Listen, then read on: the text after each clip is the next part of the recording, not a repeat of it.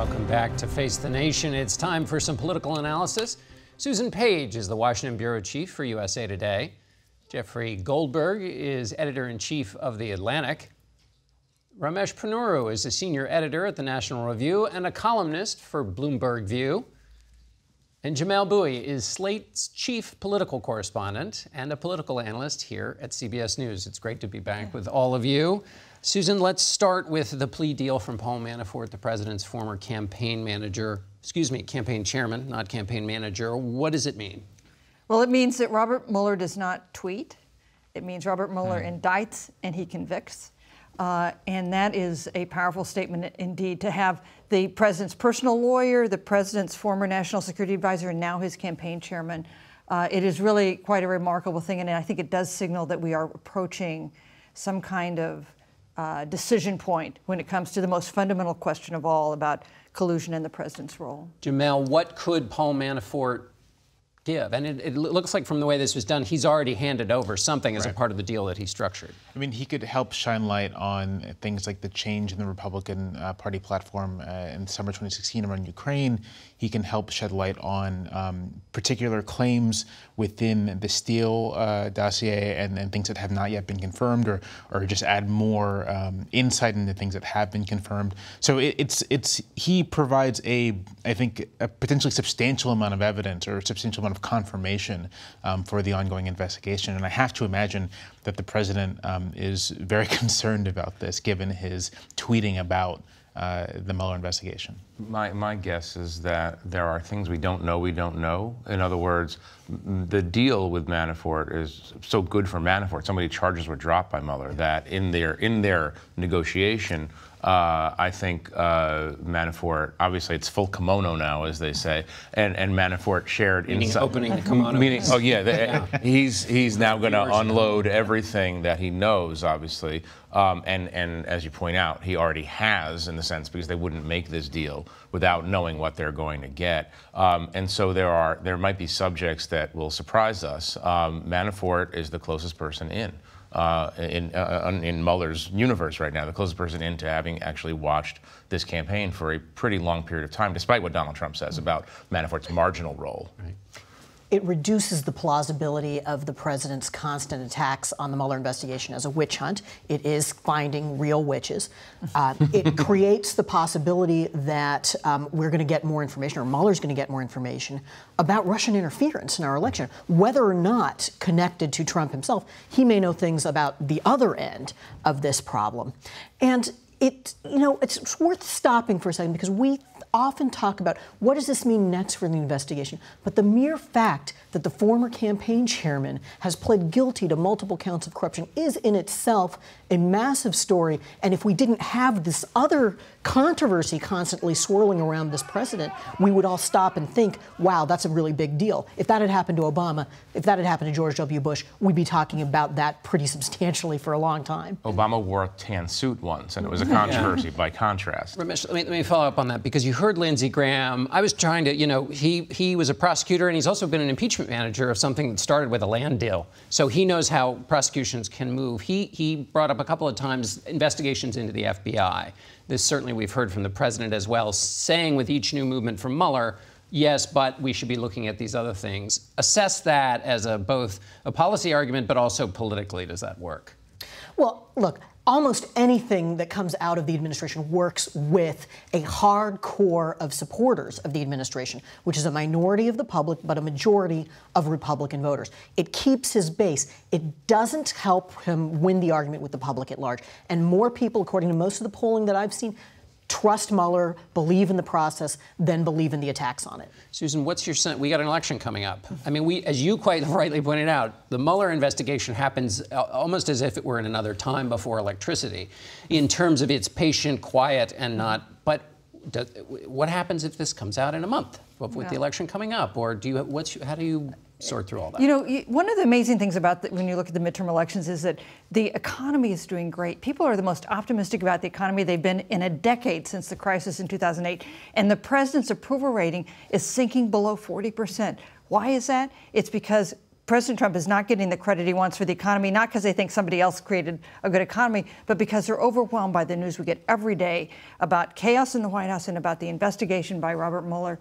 It is swept away the possibility that Republicans could do okay in their first midterm. They're going to have a very tough midterm in 51 days. All right, this is our segue to talk about politics. Stipulating that presidents 2 years in often lose seats. Yes. The majority party, the ruling party, loses seats. The Republicans should not be losing seats in either house right now. The economy is swimming along. We have no major international crises except self-imposed or self-created. And the fact that he's under 40%, and the fact that Republicans are already discussing who to blame come November means that something is off the rails here. And this is a process that's being blown by a Republican president and a Republican party, and that shouldn't be blown. What's interesting is it's not clear if the president himself recognizes the amount of danger his administration is in should Democrats have not just a good November, but a very successful one, is what the polling is suggesting. If Democrats take the House, if they narrow the margin or even take the Senate, which is not out of the realm of possibility, all of a sudden a whole world of investigative options are open. And I don't think, from my observation, that the president is really quite aware of what that will mean for his administration, what that will mean for his ability to function insofar that he's even functioning now. Ramesh, could follow up on that, but also could Republicans say, economy's doing well, let's not mess this up in the middle of it. Let's not lock up the government with the investigations of the kind Jamelle is talking about. So don't elect Democrats. I mean, is there a way to use what Jamelle's talking about as an electoral? I think the problem with the economy for the ruling party is that in a midterm election, you've got to motivate people to come out to vote. Midterms usually go badly for the party in power because the opposition is more revved up. And a message that things are okay is not the message that moves people. A message of grievance is what moves people. 2014, you had a good economy. You had no international crisis. The party in power, then the Democrats, got slaughtered in both the House and the Senate. That's the problem. They need I think, fundamentally for midterms, you need a more grievance-based message than a message of be grateful for the tax cut, be grateful for the economy. And too many Republicans don't get that.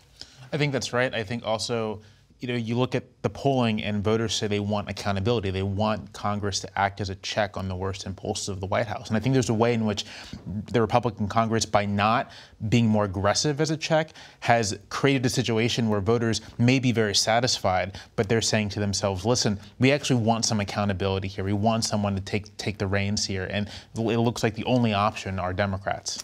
Susan, the Senate, there's been a lot of talk about how the Senate may now, controlled by Republicans of the Senate, may be in play. Is that right? Because we started this whole narrative with, oh my gosh, there are a lot of Democrats running in states that Donald Trump won handily. What's your assessment? I think it's still pretty much a long shot. I think every single thing has to go Democrats' direction for them to take control of the Senate. But I don't think they need control of the Senate to overwhelm and undo and upset the order that President Trump has gotten accustomed to. If Democrats just win the House, and it looks like that is a likely possibility, they'll not just consider impeachment. He's going to get investigated in his administration for a dozen other things that the Republicans have refused to take control of. It's going to be a different world. If they also took the Senate, think about confirmation battles that would follow for anybody judicial in his cabinet that the president wants to nominate. I want to get to the Kavanaugh confirmation battle. We'll do that after the commercial. But quickly, Jeffrey, as we're talking about how things may change, there's been some reporting about the Secretary of Defense and his relationship with the president. Yeah.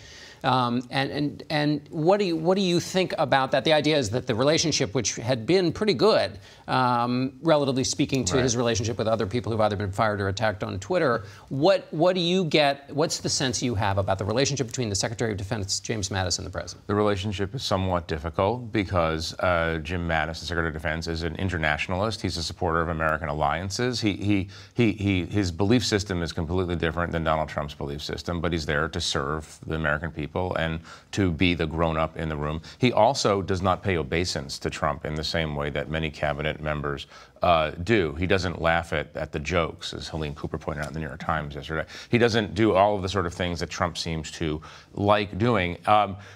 He's very popular in the military. Obviously, he's a revered figure in the military, and that might keep the Trump administration from moving against him too quickly. He might get fed up with the discord. We're constantly being surprised by White House announcements of policies that he disagrees with and leave. And he could be the leading edge of an exodus of senior administration officials post-election. Okay, we're going to hold it there. We got much more. So stick with us. More from the panel. We'll be right back. And we're back with our panel. Susan, pick up on this idea of a lot going on, possibly with the exodus Jeffrey talked about at the same time for this administration. Right. General Mattis may leave soon after the midterms. Do we think Jeff Sessions survives long as Attorney General? There could be others who leave. And I'm struck by the comparison with President Clinton when he faced impeachment, a very serious matter in his second term, and his cabinet stayed put. That was a source of enormous strength for him because it kept the government running in a coherent way. And if President Trump faces several of his key cabinet members leaving, he could have trouble delivering on just regular government services all around him. Yeah. Ramesh, I want to ask you about something else that happened this week. The president, while Florence is bearing down on the East Coast, tweeted about the Hurricane Maria in Puerto Rico, which was about a year ago from now, and said that the 3,000 deaths that have been, and there have been a lot of numbers, but they've been 3,000 is about the mid-range of the numbers, said that they didn't happen. What did you make of that tweet and then the fallout from it? So the president treated it as suspicious that the estimates of the number of deaths directly and indirectly from the hurricane have been rising. That's not suspicious. It's not even surprising. And it's certainly not exculpatory of the administration's record or the federal and local response to the hurricane. You'd expect over time, especially when there are significant power outages lasting for several months, for that death toll to rise. And either the president doesn't understand this point or thinks that a lot of his supporters won't understand this point. But either way, it is not a great sign about the ability of the administration to respond to natural disasters. And we also have, and I was looking at the Hurricane Katrina numbers were kind of solidified 3 years after it happened, and there's still debate about that.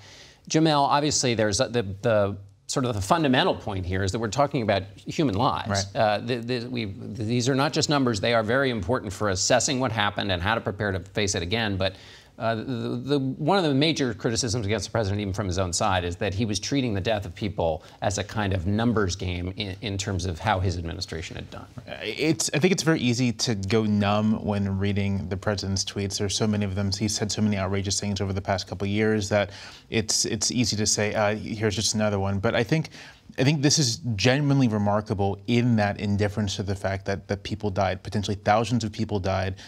Some of them Americans died. Potentially preventable deaths. And for the president of the United States, who swore an oath to the Constitution, to the American people, to say that they didn't happen and to suggest that the numbers themselves are some sort of opposition plot to discredit him, I think it's a serious offense. I think even if it's just a tweet, it represents a profound violation of what the president is supposed to do and what he's supposed to be here for. I was, as you do, perusing the Federalist Papers a couple days ago, and people are doing that more and more. In Federalist 65, Hamilton lays out sort of why. What impeachment is and why they're giving it to the Senate as sort of a duty. And the thing he notes is that impeachment's a political process, and it's not just for crimes, it's for things that go against the oath of the office, that go against the integrity of the office. And I'm not going to suggest that Trump ought to be impeached for the tweet, but I think we should think broadly about the ways in which he has violated the integrity of the office. And I think that tweet, that sentiment, is a profound violation of the office of the president. As they say in Federalist 10, sorry, we're going to leave that. There's an interesting new phenomenon, and the word numb is, I think, the crucial word here. We do go numb to this. This is hurricane denialism. This is a new phenomenon in conspiracy mongering from an administration that we're somewhat used to now, sort of the floating of strange conspiracy theories. It is, I think, it's remarkably different in kind from other tweets. But I would say, just to add to what Ramesh said, that there's a good chance, or a reasonable chance, that the president doesn't understand how these death tolls are calculated. He thinks that if you don't die in the storm, 3 or 4 days of a hurricane. That means that anything that happens after is immaterial, and we know that that's not true. So there might be just a cognitive issue here, or an issue of analysis that he doesn't quite understand. And we heard from Brock Long that they're preparing to prevent the deaths in Florence that are the key to the number getting to 3,000 in Maria. Susan, let's talk about Brett Kavanaugh, President's nominee to the Supreme Court. What do we make of these allegations, which are wisps from high school or hard to figure out? What do you make of that? You know, there's so much we don't know about these accusations, and we don't know where they're going to lead. And at the moment, we don't know that they'll necessarily lead anywhere. But what struck me was how different the climate is today from when Clarence Thomas was being considered. Then you had a woman of real standing testifying under oath before a committee that, by the way, was all male, and her complaints about sexual harassment were not taken seriously, were not believed. And now we have a situation where the climate is different. If this woman came forward and had a credible story, raising questions about sexual harassment, even in high school, it would be taken seriously today. Now, I'm not saying that's going to happen, and we don't know that she's going to come forward, and we don't know precisely what happened, but I do think that this is a different time. Ramesh, what do you think will happen? It seems like the nomination is still on track to be confirmed. Well, I think Susan raises the key question, which is whether the person behind the allegation comes forward and attaches her name to it. If that doesn't, even then, it's a he said, she said, right? That's absolutely right. But it does change it. If that doesn't happen, then I think this just goes forward. We have a Judiciary Committee vote on Thursday, which is favorable to Judge Kavanaugh, and then you move forward. And there's no reason, I think, that you wouldn't expect the Senate Republicans to have this done by the end of the month. Jamelle, in our last 30 seconds or less, there are a lot of red state Democrats in the Senate who are up in states where Donald Trump won. What do they do about this vote? You know, I tend to think that elections are very national and that voters don't pay attention to that much of the minutia. I think that they could vote against Kavanaugh and it's not going to make much of a difference for their prospects. Voting for Kavanaugh isn't going to help them escape any attacks from the president. Isn't going to help them escape any attacks from their Republican opponents. So it seems to me that the thing to do is just to vote with the party. And given that Kavanaugh does seem to be an unusually weak nominee, he's unusually unpopular for a Supreme Court nomination, there's a possibility that a unified Democratic front could throw a wrench into the process in a way that it wouldn't if one or two peeled off. Okay, we're going to have to leave it there. Thanks to all of you, and we'll be back in a moment.